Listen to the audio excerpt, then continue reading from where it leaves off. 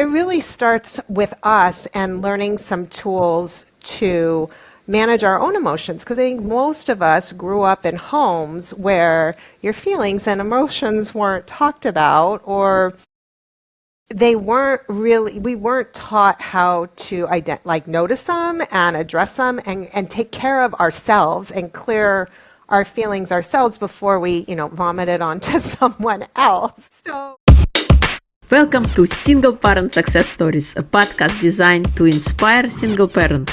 Here you'll find resources from self-care to finances to parenting and everything in between. Discover what it takes to thrive. Let the stories inspire you to what is possible.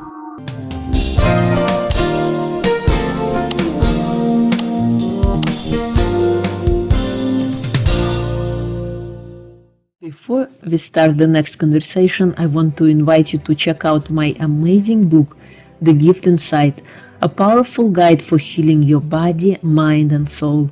Reclaim your strengths and awaken your true potential. Whether you are navigating heartbreak or simply seeking deeper fulfillment, this book offers the tools to turn your struggles into triumphs. It is time to unlock the gift within you. Available now on Amazon, or you can check it out on my website www.irinashehovtsov.com. Hello and welcome to Single Parent Success Stories. Today we have a special guest, Jeanine Mouchawar. She's a parenting coach who helps moms and dads be their teenagers' go-to person. Her parenting mastery program teaches new strategies to stop battles and create a calm, peaceful home so their children can thrive. Her approach allows parents to stop feeling at a loss and start knowing what to do to feel close again. Parents reduce their frustration and worries and help their children be the best version of themselves. Jeanine earned her BA from Stanford University and is a certified professional life coach. She is married and has 3 adult children. Welcome, Jeanine. It is a pleasure to have you. thanks for having me, Irina. I'm looking forward to our conversation today. Thank you. So outside of your bio, please share who you are in your own words. Yeah. So, I'm a mom with 3 adult children, and always, being the best parent I could be was really important to me. And that, went pretty well through the early childhood years, just like I think more what I was expecting to be the normal challenges. And then when we got to the high school years, I felt really unprepared to help my children with the overwhelm and the pressure and the anxiety and the stress.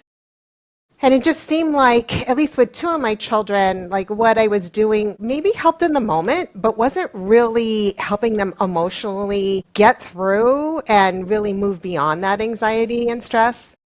And then with my middle child, he was diagnosed with ADD and a learning disability at a really young age. Well, we always had challenges around that, but they felt manageable.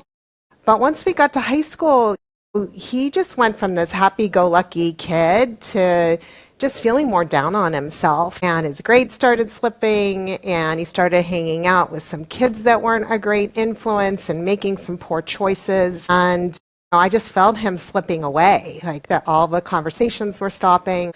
And I was really worried and scared.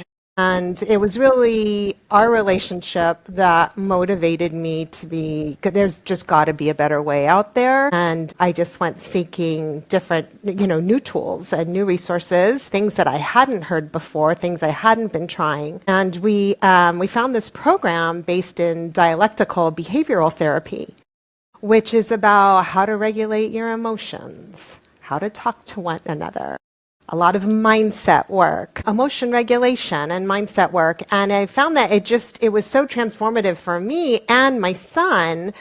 All of a sudden we were able to talk again without it being tense or just conflict and feeling like he's not listening and me feeling like I'm not helping him. And it really just dramatically changed the trajectory for myself as a parent and for my son and our relationship. And then I kind of saw, wow, actually, these new approaches work way better with my other 2 children as well. So I just thought, who cares about the, well, I mean, not to disparage Stanford, but like my Stanford degree wasn't really working in the parenting realm and realizing that I might have had, I'm very grateful for my education, but they don't teach you about how to parent, let alone how to parent teenagers in this culture, which is super tough. That's Totally. my story. Yeah. Wow. Yes. Kudos to you for learning more and going out and finding some better way and having experienced that the fact that you're sharing it with others now is awesome. Thank you so much for the work that you are doing. Wow. Well, thank you. That's so sweet of you to reflect that. I'm not sure I've ever been told that. So thank you. Yeah. It's important to me to really have a close relationship with my children and just, they're all in their 20s now, but I really wanted to make sure I was setting things up. So, they were going to call me from college with their exciting news and then also if they were really struggling with something. And, my daughter got married last year and I wanted to be, I wanted her to want me to get to know, her husband and be a part of my grandchildren's life. To me, it was really worth investing the time and the energy to just really have a better relationship than I currently had back when they were in high school. Yeah, totally, totally.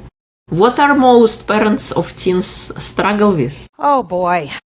I mean, I think the number one thing that happens when clients get on a consultation with me is I just don't know what to say or to do anymore. We're arguing all the time. They don't listen. They roll their eyes, they yell back at me, or they go to their room and slam their door. I think there's the common one of, you don't get it, you don't understand. And it boils down to just, if I had to sum it up in one word, communication. I think as parents, we were so involved in our kids' lives when they were younger because we had to be. They really needed us and they relied on us. And many children were very responsive to us telling them what to do and what they should do, right? They were so grateful. And they looked up to us and we were rewarded with snuggles and kisses. And it's really, really hard on us when all of a sudden that just comes to a grinding halt and or really rapidly slows down when they hit those preteen and teenage years. And I think we know intellectually, oh yeah, they're teenagers. But it's not like there's a lot of people talking about what that does to us on an emotional level and that it can really hurt inside and you can feel rejected or sad or worried that, their friend group is shunning them or scared that they're going to do poorly on a test and the impact of that. And I just think it's really, you and I were talking before we started recording, it's an emotional roller coaster. So, I think to answer your question directly, the common challenges are things like how do I navigate phones and social media and devices, because that was something our parents didn't have to deal with. And it's not just like the device itself, it's the ramifications of that. I mean, I'm not sure how old you are, Arena, but for me, when I was growing up and interested in a boy, there was a phone. I'm probably going to date myself here, but there was a phone on a wall with a cord attached. And everyone heard what I was talking about and saying, so just the whole impact of social media and phones, and then consequently that feeling as parents, it's like we don't know what's going on. We're not part of our world. Is really scary. So that's a big one. Another big one is just like, what is going on? It seems like they argue with every single thing I say.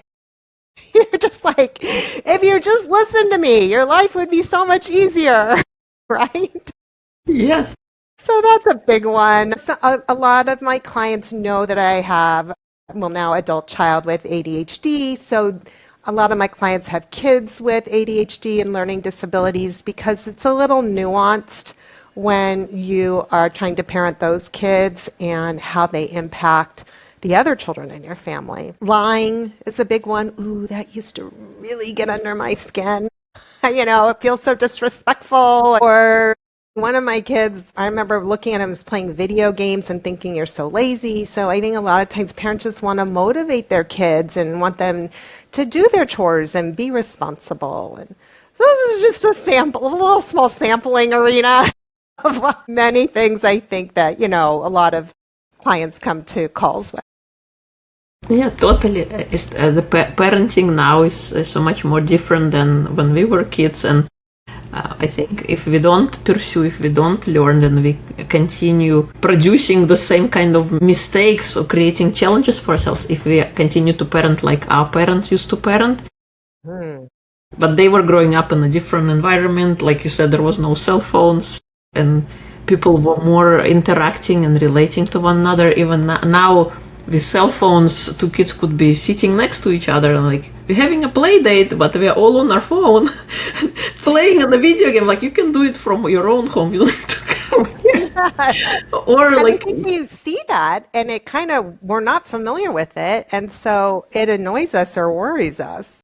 yes, yeah. And yes, we are so connected. We have the power of the whole world in the palm of a hand in terms of information. Something happens halfway across the world and we immediately are aware of what's happening and we start like discussing it and talking about it. Meanwhile, we're so disconnected as person to person, human to human. Having a conversation, I think that part is kind of going away. Sometimes it's difficult to navigate that as well. So having all those challenges, and we gotta modify our parenting and use newer tools, like you said, given the circumstances, given how we are being brought up and what's happening, and to apply those things, how we are raising our kids. And we will make mistakes, of course, because we are all human, but I guess the idea that we are pursuing this different frame of mind, that we are learning something and changing in a sense. And yes, we will have disagreements with our own parents because they see it like, you're not doing it right, you're supposed to do this, this and this. Or if it's not working, I think we gotta change our approach if we want to have better relationship, because in the end of the day, like you said, it all comes down to communication. Yeah, exactly. And I love that point you made, right? Like, we're going to make mistakes. There is no perfect parent. But if you're in a situation where what you're doing you feel like isn't working the way you want to, it is possible to try different approaches and you're going to get something different, a different response from your child. Yeah, yeah. So what is that process that you teach your clients? Gosh, well, it's multi-layered. But I'll give you some of the top thing, maybe the first things that we start with in a relationship when our coaching relationship starts. We got to start initially with really trying to slow ourselves down and manage our own fears and worries and anger. It really starts with us. Because if you think about it, if you go into a conversation with your teenager hoping that they'll listen to you, but meanwhile, you're irritated with them or frustrated with them or angry, that makes part of your energy and your vibe. And our kids are smart and they feel it and they sense it. So if you walk into the room, like you don't even need to say a thing and they can sense how you feel. Just think about like your relationship with a girlfriend. If you're going on a hike and as she's walking towards you, you can usually read, does she seem happy? Does she seem upset? And it's the same with our kids. So it really starts with us and learning some tools to manage our own emotions. Because I think most of us grew up in homes where your feelings and emotions weren't talked about, or we weren't taught how to notice them and address them and take care of ourselves and clear our feelings ourselves before we, vomit it onto someone else. So we start there, which honestly, I think it can be the most frustrating part for clients. And so I do tend to kind of trickle that in versus full force on that, because most people just want to, they are so, just tell me what to say and what to do so I can fix this. So it's a little bit of a combination, but I like to mention that because honestly, if you just did that, and that can be as simple as like, take a few deep breaths before you start your conversation. Like, doesn't have to be complicated. That's a game changer. And then where we usually go is, if we want something to be different, we got to slow down and really understand what's going on for our child. Because if we don't really understand what they're going through, or we think we know, but we haven't asked, it's just a roadblock to having a great conversation or a productive conversation. So a lot of it is like quieting our own assumptions. Like, oh, I know exactly why they got a D on that test, right? They were on TikTok all night. We want to quiet that and really try to start a conversation from a place of just genuine wonder and curiosity as to like what's going on for them, right? If they're being disrespectful to you and they're giving you attitude, like to really try to embody some curiosity, like, I wonder what that's about. And to like assume that our kid doesn't want to get a D on a test. Our kid doesn't intentionally want to be sassy or disrespectful to you or lie to you. Like there's usually something that's going on underneath that that's causing that behavior to happen. And so I teach strategies on how to approach with that sense of wonder and curiosity and quiet those assumptions in our head and really get curious about what's causing that behavior that we're seeing. Totally. Yeah, that's kind of where we start. Is that helpful? Totally, yes. Okay. I think sometimes we forget to just take a breath and center ourselves so we don't project our own insecurities or our own anxieties to the kid, and be present and be open to listen. What would you say if a child, let's say, comes home and they're upset and they don't want to talk to you, they just want to be left alone and not bothered? Would you just leave them alone? What would you tell them? Yeah, that's a great question. I mean, right, we want to read the room. If they're flat out saying, I don't want to talk about it, and they go to their room and close their door, like, let's believe them that, maybe they don't in the moment, and that doesn't mean that they won't later. I think just to start there, because I don't know about you, but when my child walked in the house and I could see they were visibly upset and I heard that, like it jacks up my nervous system. And all of a sudden, like, I'm worried. I'm upset. I'm nervous. Like, I want to help solve the problem. I want to fix it. Right? So we got to realize, oh, wait, that's about me. And just take a moment and be like, okay, if I really want to be helpful here, kind of going back to what we touched on earlier, I got to take a second and resist the urge to go running after them and demanding they tell us what's going on, and just take a moment and try to settle our own nervous system. And again, that can be as simple as breathing or looking out the window at a tree or just petting your dog, like something that is soothing to you. Because if we go into that conversation filled with worry or anxiety that they're upset, often it's like our feelings overwhelm them. And that, doesn't result in a productive conversation either. Telling yourself too, like, wait, I first going to take a pause here, and just to know, just because they don't want to talk about it now doesn't mean that they won't want to talk about it later. And let's give them the space that they're asking for. So I would start there. And then, school, I don't know, my kids came home around 3. Like, you have like another 7 hours that they're home or coming in and out of the house if they're doing sports or whatever to open up that conversation. And so I think once you've seen maybe your child, when they seem more ready, like, right, we got to read the room. And then you can say like, hey, you mentioned you had a really tough day at school.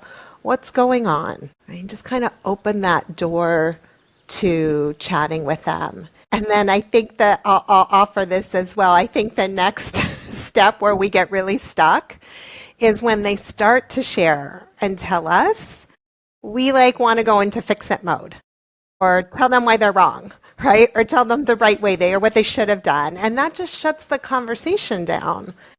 Right, so we really, and this is so hard. This was so hard for me. but we really want to listen and listen more than talk.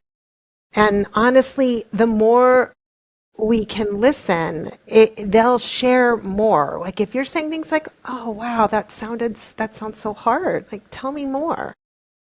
I go, "Wow, and then what happened?" Or just like, right, just like breathe some space into the conversation and really try to, let them get it all out. And then once they do, again, try to resist that you should do this or fixing it. And instead, what I teach my clients is how to validate their feelings. Like, honey, that makes sense. You're really upset. Like your friends didn't include you at lunchtime, right? Or, well, of course you're disappointed. You didn't do well on that test that you really wanted to. Right, so validating their emotional experience, that's actually the most direct path to them feeling better, not telling them what to do or trying to fix it. Any of those things that I used to do. Totally, totally. So approach everything with curiosity and validation. Exactly. You wrap that up in a nice sentence, Arena. Thank you. What do you think about punishment? Well, it might not surprise you. That is not part of my philosophy and approach. What I learned with my 3 children is that rewards, punishments, that they don't work. And if anything, it makes my kids feel ashamed of their behavior, and it doesn't fix the behavior that I want to be fixed. And if you're thinking like, well, yeah, it does. I took their phone away and then they did exactly what I told them that to do, and then I gave them their phone back. It's like, okay, maybe that works in the short run, but the opportunity here that you're missing is you're not correcting the behavior. You're not teaching them why it's important for them not to do what they did that caused you to take their phone. So, I look at punishments as punitive and a way of controlling our children. And my approach is about agreements and boundaries. So, having a conversation about the behavior, talking about what you'd like to see, trying to come up with some sort of agreement on that as to what they will do differently, right? And then at the end, you end that conversation with a boundary. And a boundary is what you're going to do if they break the agreement. And the nuance here is it puts them in the driver's seat and in control. Right? You've got this agreement now, and now they've broken it, but they choose to break it. Right? So, and they know if they choose to break it, mom is going to do whatever your boundary is, right? So just like to make this tangible. I remember I did this with my younger one. It was like, okay, he wanted to go to a party. We agreed on a curfew time. And I said like, okay, and he wanted to take the car and drive himself. So it's like, that sounds reasonable. We came to an agreement and compromise on a curfew time. And then my boundary was, hey, listen, I'm sure you're going to stick to our agreement, but just in case you don't, I'm going to be driving you the next time to the party.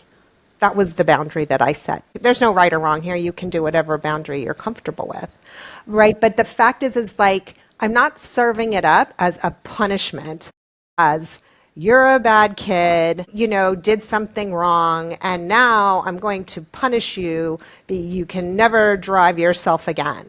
A lot of it's just the communication and the delivery. It's not so much that the end result might be similar. You might still not let them use the car. You might still hold on to their cell phone. But the communication of it is like, hey, I can see you're really struggling to get your homework done. I'm going to hold on to your phone for the next hour. And then, let's come back together and see how things are going. Much different than, I am sick and tired of you being on your phone.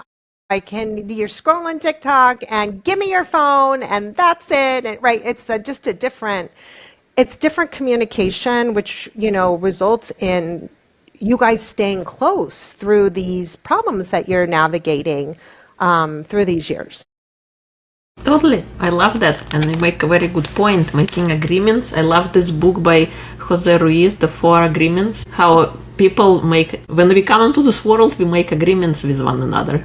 And agreements makes the things less personal instead of having expectations, because expectations were always going to be disappointed and broken. When we make agreements, we get to remove that personal aspect of things, and we have the agreement, and then if the agreement didn't work out, we get to change the agreement, but we are not at odds with each other, just the agreement didn't work. So it makes it easier to communicate, and like you said, making a different agreement instead of a punishment, but laying things out on paper, plain and simple. This is what happens. Yeah. So so beautifully said, Irina. That's 100% correct. Yeah, that's exactly why I use them. It works. I love how you said, like, it takes the fiery emotion and drama out of it. It just becomes a little more removed from the big feelings that go on between us as parents and our children. Yeah.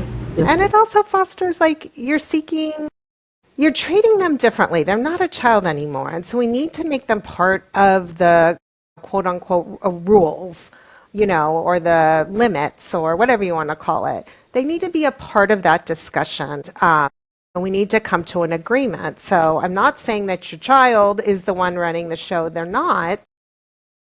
But our role kind of shifts from really having almost 100% control over them, or 90%, to, okay, now we need to more like teach them and guide them and motivate them. And that's what agreements are so effective at doing.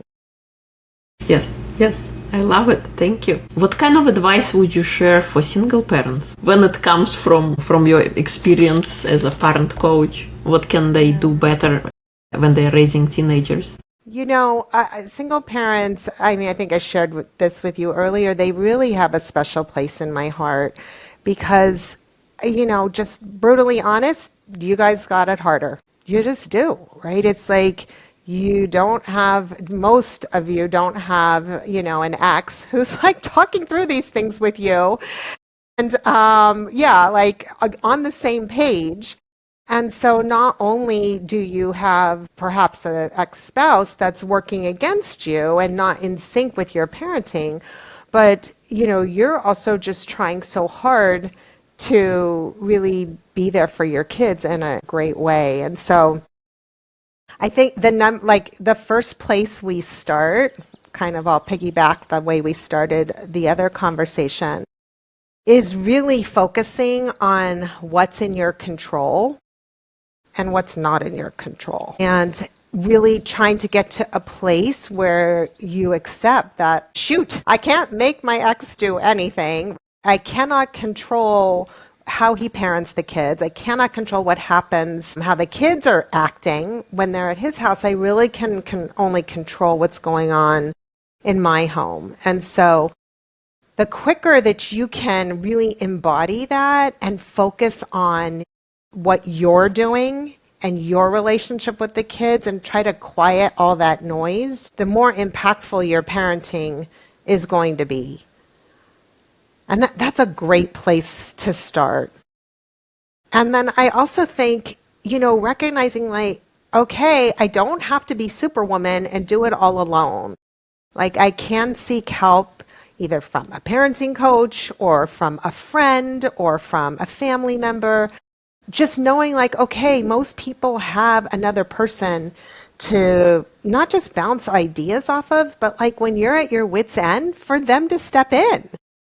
And you just don't have that. And so just to reach out for support, that there's, nothing wrong with that. And also just you really, really have to prioritize taking care of yourself, which I know everyone says and is so hard to do. But like, there's a reason the pilot says, put your oxygen mask on first and then your kids, like there's a reason for that. And so I find my single moms, sometimes they have to use some of the strategies more, such as like validating themselves. Just taking a moment and saying like, yeah, you know what? This feels hard because it is hard. And I'm going to take a deep breath and put my hand over my heart and have a little compassion for myself, right? Or just like being more aware when things get heated, that one of your best strategies is to remove yourself from the conversation so you can buy a little time for yourself to like get that nervous system back online, right? That fight or flight mode, just, back to a calm place. So those are probably 3 areas where we start. That is so hard though. Yeah, totally. I totally get what you're saying and agree with you that it comes first to self-care, making ourselves centered and ready and firing on all cylinders before we can be anything for other people or our kids. So making sure that we are resourceful and in check. Yeah. Yeah, I know. And it's hard. I think it's harder because you feel like there's so much responsibility on your shoulders and we tend to put ourselves last. But when you recognize, like, wait, I'm just going to keep that repeating the same thing between me and my kids, like the number one thing I need to do is first have a moment and just get myself more grounded so I can be more in a sturdy leadership role. And if that means taking a walk or listening to a meditation or putting on some music or taking the time to actually sit down and drink your coffee, it's worth it. Totally. Yes. What do you think is the most important trait to instill in a child?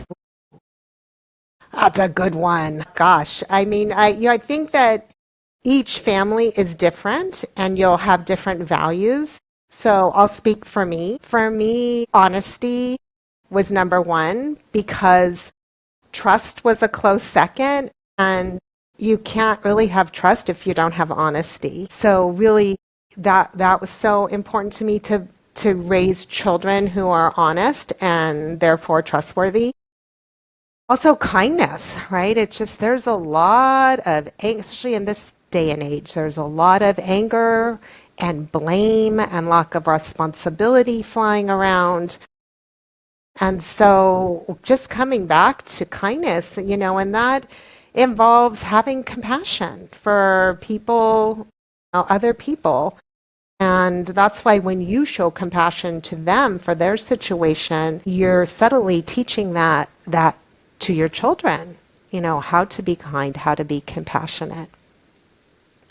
And then I had like a third one and it just flew out of my mind. I don't know. It'll come back to me. Taking responsibility. I mean, that's a big one. Not, that kind of ties into kindness, not blaming others. I know. It came back to me. I think that I just remember thinking this thought permeated my mind so often when the kids were in high school is I want to raise confident kids. And what I learned through all of, like doing this deep dive into parenting is that confidence comes from self-trust. And so if I want a confident kid, I need to create opportunities for them to make the mistakes and learn from it, right? Because that's what creates self-trust. If I'm constantly doing things for them, that, then they don't build that trust in themselves and their own decision making. And that's what, ends up creating confident kids.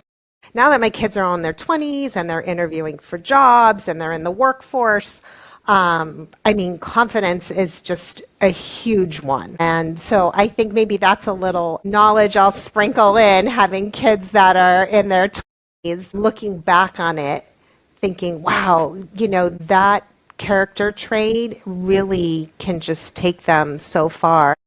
And having the honesty coupled with the kindness and compassion coupled with the confidence, it's like a trifecta.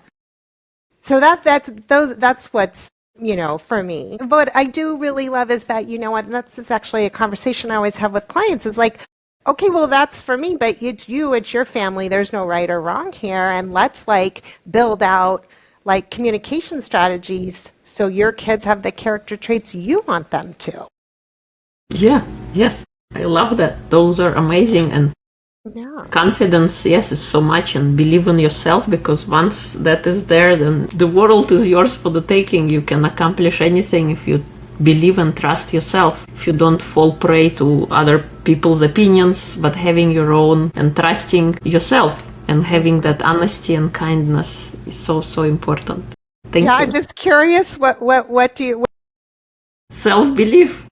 Yes. Believing in themselves. And my greatest hope is when I'm no longer around, they can take care of themselves without killing each other. Because right now, I don't know how it family was. rivalry? I don't know how it was in your household with kids. My older one is saying, well, I am supposed to torture my brother, Yeah. and it's my duty as an older sibling. But then I say, you don't have anybody else. Shouldn't you be cherish each other because you only have one another? Why not, love each other and not fight? Exactly. No, I totally had that in my house. My middle one tortured my younger one from the day he was born. So that's so challenging to navigate a sibling rivalry like that as well. So I'm so glad you brought that up. So anybody else listening is like, yeah, if that's going on in your house, you're not the only one. That's so Thank you. hard though. Is there any book that you can recommend on the subject of raising teenagers that you can recommend?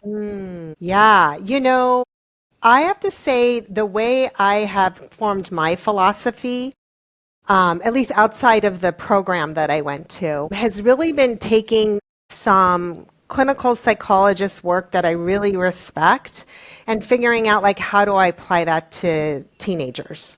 So a great person I really look up to is Dr. Becky Kennedy.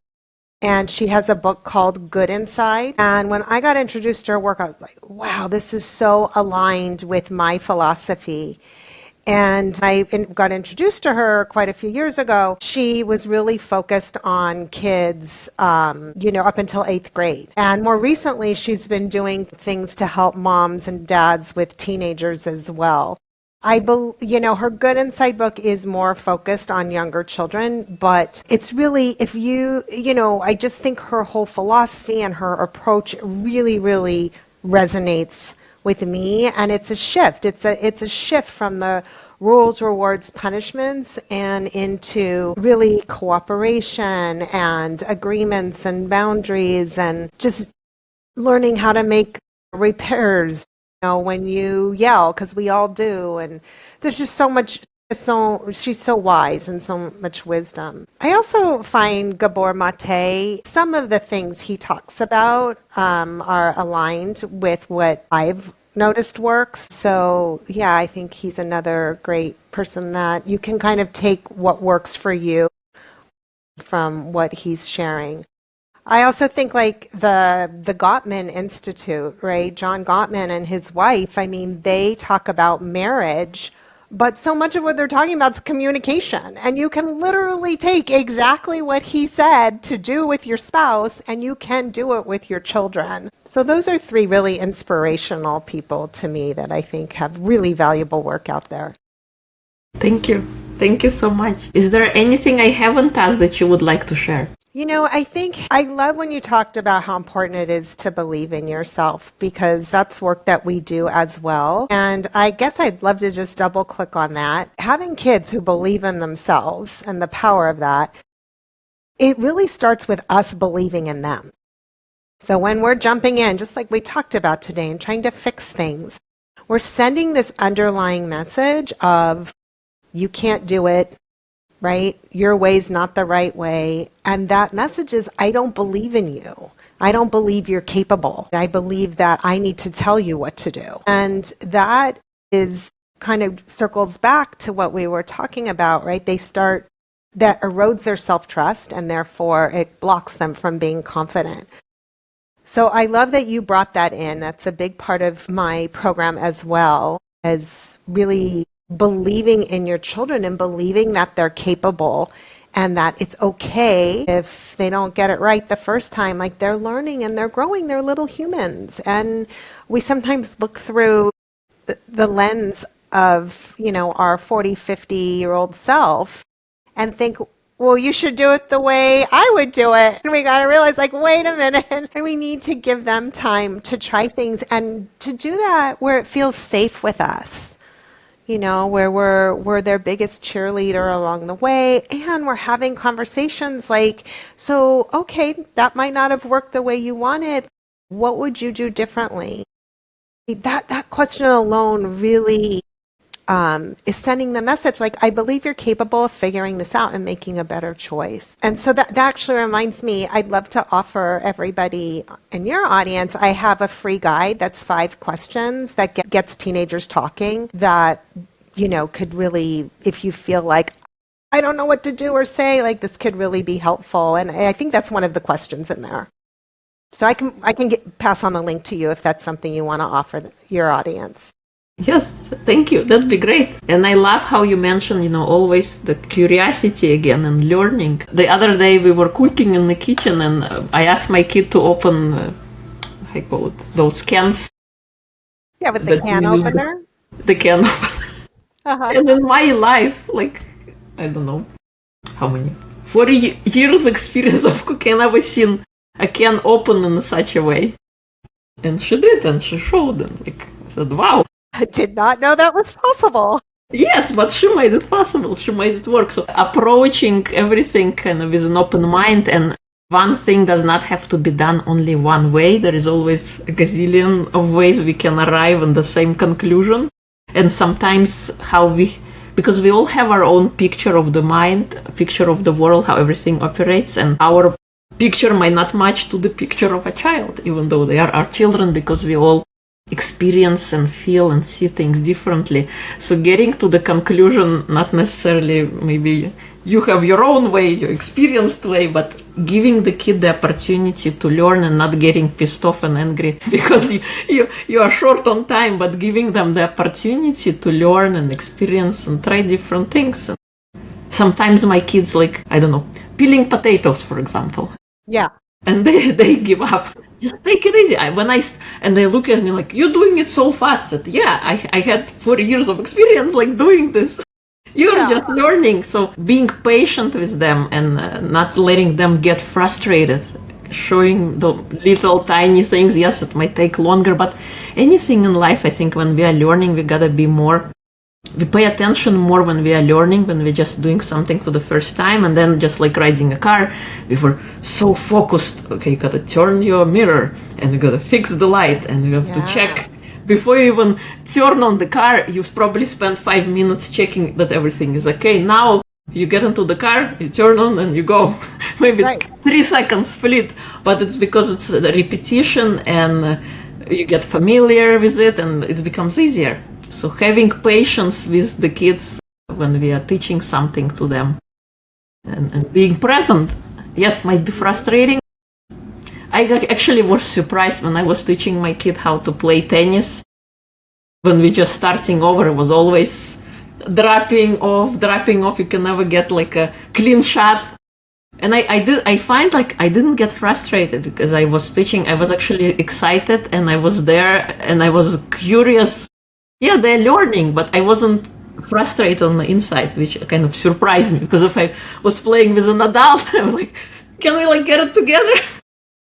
With a kid, I felt natural, and I liked the game.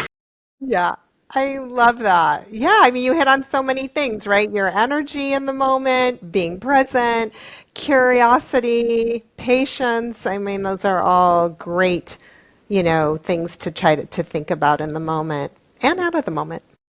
Yeah, love that. And by the way, your potato peeler thing, I've got a scar on my thumb from peeling potatoes. And whenever my kids get frustrated peeling potatoes, I'm like, look, you're not alone. I have a scar on my thumb from it. Yes.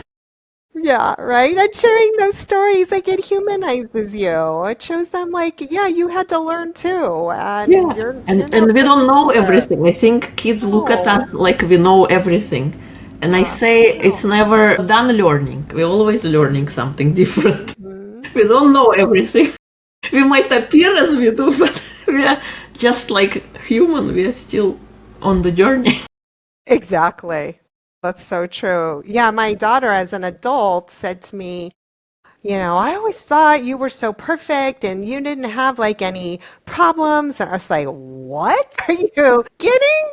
Like, and I don't know. I share that because I think if I had to do it over again, I might have chosen to be a little more vulnerable and share more often the things I was struggling with. Because I didn't realize I was giving that vibe off. So, for those of you who still have teenagers, you can put that one in your back pocket as well. Learn from my mistakes. Yes, thank you so much. It was a pleasure to have you. If people would love to connect and learn more about you, where would they go? The best place is to go to my website, which is my name, JeanineMouchawar.com. And I'm on Instagram. I have a Facebook group if you want a more intimate, relationship. LinkedIn. I've got some, if you're more of a video watcher, I've got some 10-minute videos on a YouTube channel. So yeah, wherever you get your social media. But the best starting place is go to my website. There's a lot of free resources on there and a connection point to where I am in the digital universe. Thank you so much. We'll include everything in episode notes. It's been a pleasure to have you. Well, thank you so much for having me, Irina. Yeah, wonderful conversation. Grateful for you. Thank you.